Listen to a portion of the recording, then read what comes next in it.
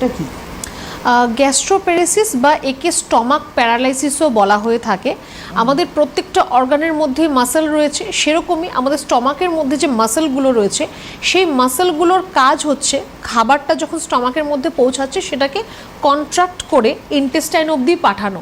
কিন্তু এই মাসেলগুলো যদি ড্যামেজ হয়ে যায়, ঠিকভাবে কাজ না করতে পারে, তাহলে এই যে কন্ট্রাকশনটা, যেটাকে প্যারিস্টলটিক মুভমেন্ট বলা হয়, এই কাজটা তখন স্টমাক করতে পারে না। স্টমাকের মধ্যেই খাবারটা থেকে যাচ্ছে, স্টমাক নিজেকে যে এমটি করবে, খালি করবে, সেই প্রসেসটা কিন্তু এখানে হচ্ছে না।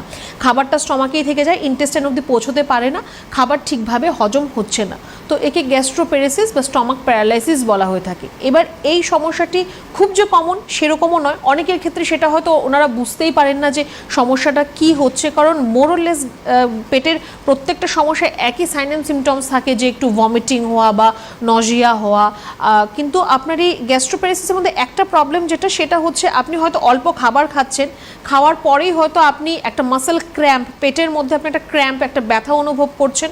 অল্প খেলেই আপনার মনে হবে যে আপনি অনেকটা খেয়ে নিয়েছেন, পেটটা যেটা আমরা বলি যে ভর্তি হয়ে থাকছে, এরকম একটা ফিলিংস আপনার আসবে।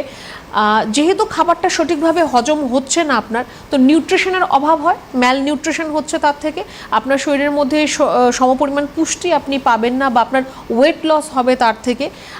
বেসিক্যালি এই যে নার্ভ আমাদের শরীরের মধ্যে সর্বত্র রয়েছে, ভেগাস নার্ভ, যার মাধ্যমে এই যে মাসেলগুলো সঞ্চালিত হচ্ছে, এই ভেগাস নার্ভ যদি ড্যামেজ হয়ে যায়, নষ্ট হয়ে যায়, তবে কিন্তু আপনার এই যে গ্যাস্ট্রোপ্যারেসিস বা স্টমাক প্যারালাইসিসের মতো সমস্যাটি আপনার আসতে পারে।